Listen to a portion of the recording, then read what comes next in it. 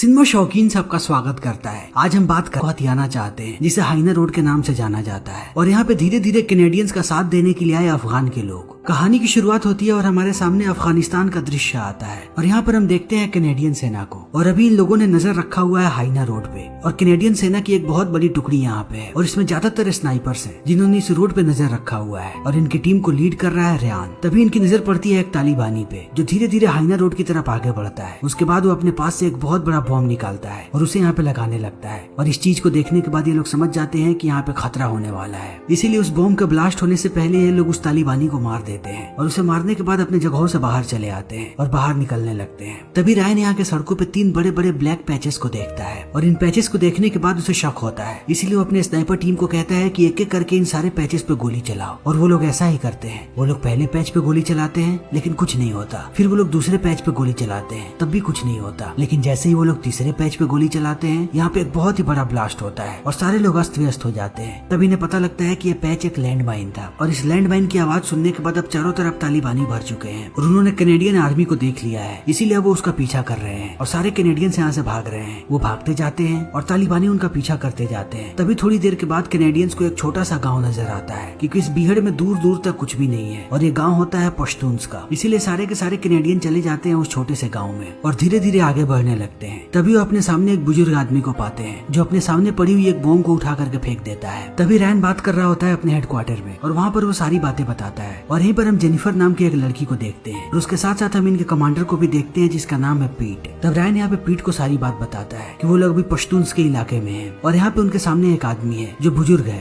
लेकिन उसकी आंखें बहुत ही अजीब है। उसका एक आंख ब्राउन है तो दूसरा आंख काला है। तभी वो आदमी इनकी मदद करने की कोशिश करता है और कहता है कि अगर तुम्हें उन लोगों से बचना है तब तुम लोगों को मेरे घर में आ जाना चाहिए। और इस बात को सुनने के बाद सारे कैनेडियंस उसके घर के अंदर चले जाते हैं और अंदर जाने के बाद वो अपने अपने हथियारों को चेक करने लगते हैं। तभी वो यहाँ पे बहुत सारे बच्चों को देखते हैं जो इनके लिए खाना लेकर के आए हैं। इसीलिए अब कैनेडियन सिपाही इस बात को नहीं समझ पाते हैं कि आखिर ये आदमी इतनी मेहमान नवाजी क्यों कर रहा है। फिर भी वो खाना खा लेते हैं और बच्चे बाहर चले जाते हैं। लेकिन अब इन कैनेडियंस को पता है कि तालिबानी आसपास ही है और वो पूरे गाँव में इन्हें ढूंढ रहे होंगे, इसीलिए तैयार होते हैं क्योंकि इन्हें पता है कि यहाँ पे बहुत ही बड़ा हमला होने वाला है। तभी दीवार के पास एक बड़ा सा बम फटता है और दीवार में एक बहुत बड़ा छेद हो जाता है। तभी वो बूढ़ा आदमी वहाँ से बाहर निकलता है और इन्हें लगता है कि अब किसी भी वक्त तालिबानी यहाँ पे आ सकते हैं और वो इन पे हमला कर देंगे। लेकिन थोड़ी देर के बाद वो बूढ़ा आदमी वापस आता है और वो इन्हें बाहर लेकर के जाता है। तभी लोग देखते हैं कि सारे के सारे तालिबानी यहाँ से जा चुके हैं और इस चीज को देखने के बाद ये लोग आश्चर्यचकित रह जाते हैं और समझ जाते हैं कि इस बूढ़े आदमी ने ही सारे तालिबानियों को यहाँ से भगाया है, इसीलिए वो यहाँ से निकल पड़ते हैं। तभी दूसरी तरफ हम पीट को देखते हैं जो अपने सीनियर ऑफिसर के साथ अफगान के एक आदमी से मिलने गया है जिसका नाम है बशीर दाऊद खान, जिसे सारे बीडीके कह के बुलाते हैं। और बीडीके यहाँ का बहुत ही अमीर आदमी है, इसीलिए ये लोग चाहते हैं कि बीडीके उनकी मदद करे और वो हाइना रोड को बनवाए ताकि तालिबानियों से ये लोग सुरक्षित रह सके।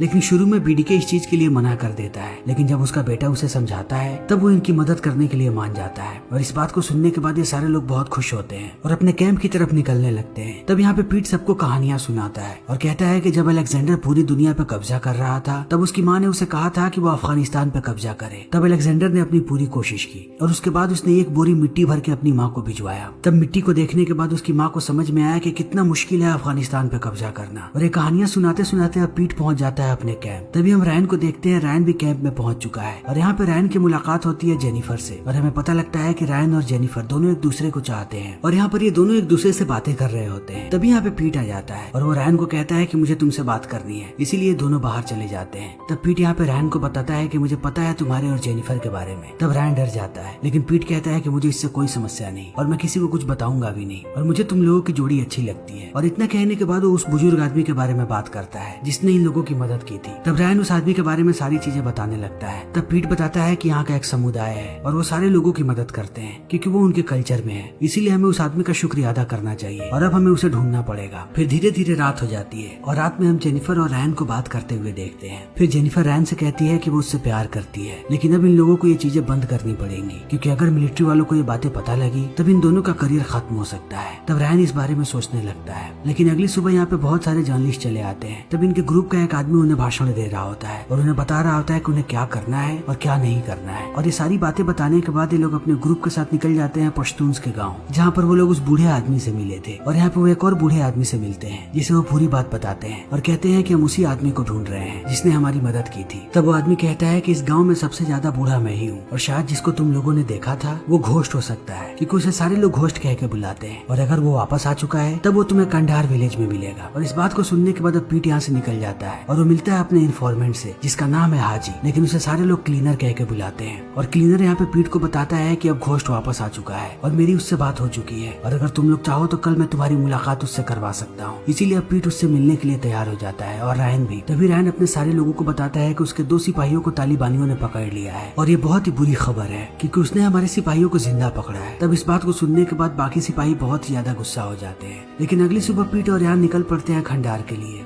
लेकिन ये बीच डेजर्ट में रुके होते हैं। तब पीट देखता है कि सारे के सारे सिपाही बहुत ही ज्यादा निराश हैं। तब वो गाना बजाने के लिए कहता है। फिर गाना बजते ही ये सारे लोग डांस करने लगते हैं और डांस करने के बाद सारे फिर से अपनी गाड़ियों को स्टार्ट करते हैं और निकल पड़ते हैं खंडार की तरफ। लेकिन उस गाँव में घुसने से पहले ही पीट गाड़ी रुकवा देता है और वो क्लीनर को नीचे उतार देता है और बाकी लोगों के साथ जाने लगता है। तब वो रायन को बताता है कि क्लीनर हमारा सबसे अच्छा दोस्त है और वो विश्वसनीय है, इसीलिए मैं उसे खोना नहीं चाहता। और इसी के साथ अब ये लोग पहुंच जाते हैं उस गाँव में। तब एक आदमी इन्हें लेकर के जाता है घोस्ट के पास और उसके साथ साथ एक ट्रांसलेटर भी होता है क्योंकि घोस्ट इनकी भाषा नहीं बोलता। तभी घोस्ट इनके सामने आता है। तब ये दोनों अपना इंट्रोडक्शन देते हैं और सारी बातें बताते हैं। उसके बाद रायन कुछ पैसे निकालता है और वो घोस्ट को देने की कोशिश करता है, लेकिन घोस्ट उन पैसों को नहीं लेता और कहता है कि अगर मैंने तुमसे ये पैसे ले लिए तब मेरे से बड़ा मूर्ख कोई भी नहीं होगा। और यहाँ पे इन्हें पता लगता है कि इस आदमी को ऐसे ही बिहार का शेर नहीं कहते, इसने अपनी पूरी जिंदगी इन्हीं बिहड़ों में बिताई है और इसने युद्ध लड़ा था रशियंस के खिलाफ और रशियंस ने ही इसे नाम दिया था घोस्ट का क्योंकि जब भी ये घायल होता था ये गायब हो जाता था और कोई भी इसे ढूंढ नहीं पाता था, इसीलिए इसे इतना खास आदमी माना जाता है। लेकिन अब ये वापस आ चुका है, लेकिन पिछले कई वर्षों से ये गायब था। और इतना कहने के बाद ये लोग निकल पड़ते हैं अपने बेस पे जाने के लिए। तब पीट यहाँ पे रायन को कहता है कि हमें इस आदमी से मिल करके रहना पड़ेगा और इसे अपना दोस्त बनाना पड़ेगा क्योंकि ये हमारे काम आ सकता है। तभी इनकी गाड़ी पे हमला हो जाता है, लेकिन सारे लोग सलामत होते हैं। फिर वो गाड़ी से बाहर निकलते हैं और पीट कहता है कि सबसे पहले हमें अपने रेडियो को तबाह करना पड़ेगा, इसीलिए वो अपनी गाड़ियों को ब्लास्ट कर देते हैं और यहाँ से निकलने लगते हैं। तभी दुश्मन इन पे अंधाधुंध गोलियां चलाने लगते हैं, लेकिन ये लोग भी मुस्तैद होते हैं। ये दुश्मनों पे गोलियां चलाते हैं और पहुंच जाते हैं रोड तक। तब उन्हें एक गाड़ी नजर आती है, फिर वो उस गाड़ी में चढ़ जाते हैं और गोलियां चलाते हुए यहाँ से निकल जाते हैं और जल्दी ही पहुंचते हैं अपने बेस पे। तब पीट बात करता है रायन से और वो अफगानिस्तान के भविष्य के बारे में बात करने लगता है कि यहाँ पे आगे और क्या क्या हो सकता है। तब रायन बताता है कि एक अकेली गोली भविष्य बदल सकती है अफगानिस्तान का, इसीलिए यहाँ के सारे लोगों को बहुत ही ज्यादा मुस्तैद रहने की जरूरत है। तभी पीट मिलता है क्लीनर से और कहता है कि मैं अभी तक नहीं समझ पा रहा हूँ कि घोस्ट हमसे क्यों मिला, जबकि घोस्ट ने हमसे कुछ भी नहीं कहा। और इतना कहने के बाद वो क्लीनर को कहता है कि वो उस पूरे गाँव के बारे में खबर लाए कि आखिर उस गाँव में कैसे लोग रहते हैं और वो क्या चाहते हैं। और क्लीनर भी इस काम के लिए मान जाता है। तब पीट पहुंचता है अपने एक स्टाफ के पास और उसे भी काम देता है और कहता है कि वो उस गांव के बारे में पता लगाए। तभी क्लीनर कॉल करता है पीट को और बताता है कि वो पूरा का पूरा गांव प्रॉपर्टी है बीडीके की, इसीलिए बीडीके बहुत ही ज्यादा जुल्म ढाता है वहाँ के लोगों पे। फिर पीट जैसे ही इस बात को सुनता है वो क्लीनर को कहता है कि अभी के अभी कैंप पे आओ और क्लीनर भी निकल जाता है कैंप के लिए। तभी हम जेनिफर को देखते हैं जो जाकर के डॉक्टर से मिलती है और डॉक्टर उसे बताती है कि जेनिफर माँ बनने वाली है। और इस बात को सुनने के बाद जेनिफर चौंक जाती है। तभी क्लीनर पहुंचता है बेस पे और यहाँ पे रायन और पीट से बातें करने लगता है। तब वो बताता है कि बीडीके उस पूरे गांव को अपनी प्रॉपर्टी समझता है, इसीलिए वहाँ पे जितने भी लोग रह रहे हैं वो सबसे किराया लेता है और जो किराया नहीं दे पाता वो उसकी बहुत ही खराब दुर्दशा करता है क्योंकि वहाँ के ज्यादातर लोग किसान हैं। और हाल ही में यहाँ के एक किसान ने उसका किराया नहीं भरा था और वो किसान कोई और नहीं बल्कि घोस्ट का बेटा था, इसीलिए अब घोस्ट को लगता है कि उसका परिवार खतरे में है और इस खतरे को देखने के बाद वो गाँव में वापस आया है। और अब इस बात को सुनने के बाद ये सारे लोग मुस्तैद हो जाते हैं और ये समझ जाते हैं कि यहाँ पे बहुत बड़ी गड़बड़ होने वाली है। इसलिए रैन कहता है कि हम अपनी टुकड़ी को लगाएंगे गांव के बाहर जो वहाँ पे हर चीज पे नजर रखेंगे और पीट भी इस बात के लिए मान जाता है। इसीलिए अगले दिन अब इनकी एक टुकड़ी पहुँचती है उस गाँव के पास और वो बीहड़ों में छुप जाते हैं और उस गाँव के हर एक हरकत पे नजर रख रहे होते हैं और समय ऐसे ही बीतने लगता है और सारी चीजें बिल्कुल ठीक जा रही होती है। तभी वहाँ पे बीडीके आ जाता है अपने बहुत सारे आदमियों के साथ और वो घोस्ट के घर में जाता है और उसकी 2 पोतियों को किडनैप कर लेता है और यहाँ से लेकर के जाने लगता है। तब बाकी स्नाइपर इस चीज को देख करके गुस्सा हो रहे होते हैं और वो पीट से ऑर्डर मांगते हैं गोली चलाने का, लेकिन पीट इन सबको मना कर देता है और कहता है कि तुम लोग बिल्कुल भी गोली नहीं चलाओगे जब तक मैं ना कहूँ। और ये सारे के सारे स्नाइपर ऐसे ही तमाशा देखते रहते हैं और बीडीके दोनों बच्चियों को लेकर के चला जाता है। इसीलिए अब इन सारी चीजों को देख करके सारे लोग गुस्सा है और सबसे ज्यादा गुस्सा है रायन, इसीलिए वो कमरे से बाहर चला जाता है और वो चिल्लाने लगता है और कहता है कि हमें उन्हें मार गिराना चाहिए था क्योंकि कभी उन दोनों बच्चियों ने हमें खाना खिलाया था और आज वो दरिंदा उन दोनों को लेकर के चला गया। अब पता नहीं वो उनके साथ क्या करेगा, कहीं वो उन्हें बेच देगा। तब जेनिफर यहाँ पे रैन को समझाने की कोशिश करती है, लेकिन अब रैन किसी की सुनने को तैयार नहीं है। तभी पीट बाहर आ जाता है और अब रैन गुस्सा करने लगता है पीट पर भी। तब पीट कहता है कि हम कुछ भी नहीं कर सकते थे, अगर हम गोली चलाते तो हमारे ताल्लुकात बीडीके के साथ खराब हो जाते और बीडीके हमारे लिए बहुत ही जरूरी है। तब रैन पूछता है कि तुम्हें पता भी है कि उन बच्चियों के साथ क्या होगा? तब पीट कहता है कि हाँ, बीडीके कहीं उन्हें बेच देगा। तब इस बात को सुनकर के रैन और भी ज्यादा गुस्सा हो जाता है और ये लोग जल्दी ही जाकर के मिलते हैं क्लीनर से। तब क्लीनर यहाँ पे पीट को बताता है कि अब घोस्ट बदला लेगा, वो भी अपने पुराने तरीके से। इसीलिए यहाँ पे बहुत ही बड़ी लड़ाई होने वाली है। और इतना कहने के बाद वो बीडीके और घोस्ट का इतिहास बताता है कि घोस्ट और बीडीके दोनों अफगान सेना में थे और इन दोनों ने एक साथ लड़ाई की थी रशियन के खिलाफ। पर ये दोनों एक दूसरे से नफरत करते हैं और ये नफरत अब और भी ज्यादा बढ़ने वाली है। इसीलिए अब पीट क्लीनर से कहता है कि हमारी एक मीटिंग करवाओ घोस्ट के साथ, वो भी हमारे सेफ हाउस पे। और क्लीनर भी इस चीज के लिए मान जाता है। तभी हम घोस्ट को देखते हैं जिसे एक कॉल आता है और उस कॉल को सुनने के बाद अब घोस्ट बहुत ही ज्यादा गुस्से में होता है। तभी हम बीडीके के बेटे को देखते हैं जो मार्केट में घूम रहा होता है। तभी यहाँ पे घोस्ट के आदमी पहुंच जाते हैं और वो उसको किडनैप कर लेते हैं। फिर कॉल जाता है बीडीके को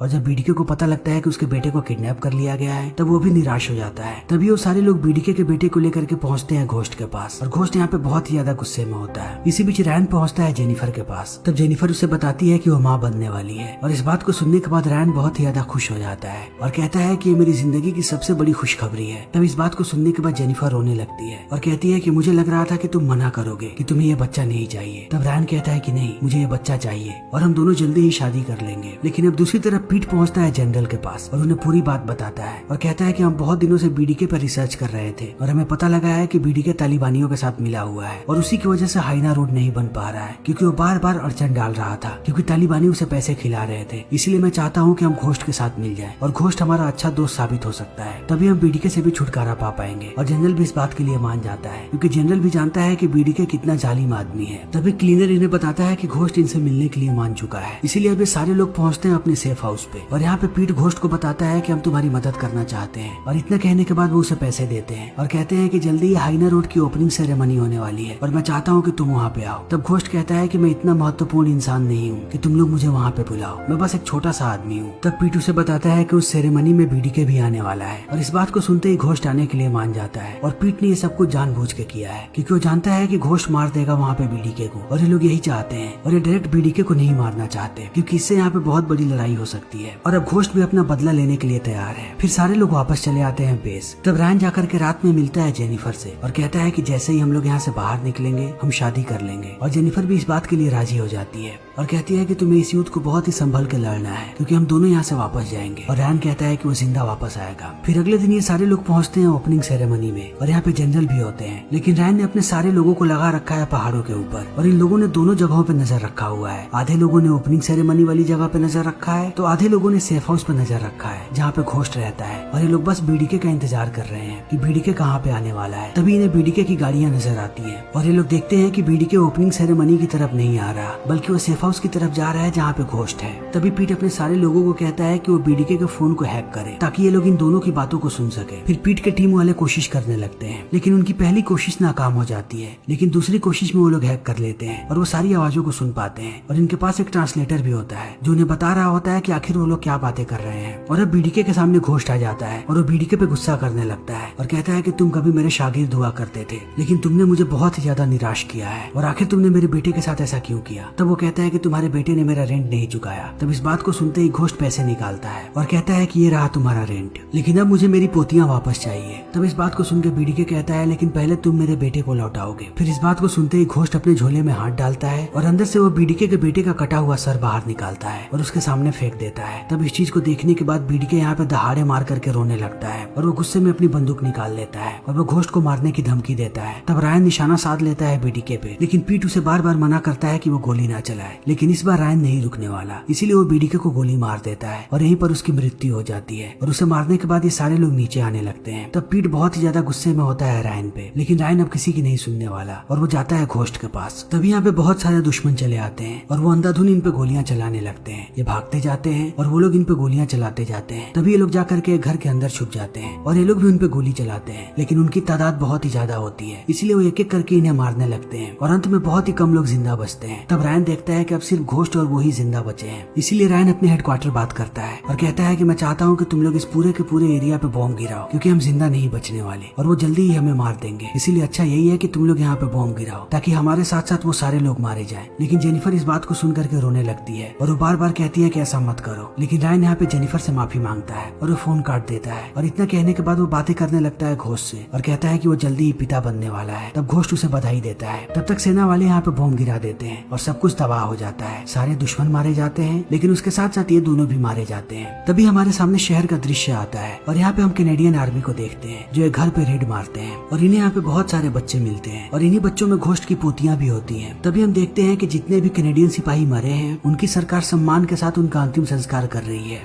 और पीट भी यहाँ पे बहुत ही ज्यादा दुखी है रायन के लिए और हम जेनिफर की भी आंखों में आंसू देखते हैं। और दूसरी तरफ हम घोस्ट के बेटे को भी देखते हैं जो अपनी दोनों बच्चियों के साथ आया है अपने पिता के कब्र पे और वो जानता है कि उसके पिता ने उनके लिए क्या त्याग किया है, इसीलिए वो लोग भी बहुत ही ज्यादा दुखी हैं। और इसी के साथ ये फिल्म यहीं पे खत्म हो जाती है। तो दोस्तों हमारी आज की ये वीडियो यहीं पे खत्म होती है। अगर आपको हमारी ये वीडियो पसंद आई हो तो इसे लाइक करें, शेयर करें और चैनल को सब्सक्राइब करें। Thank you.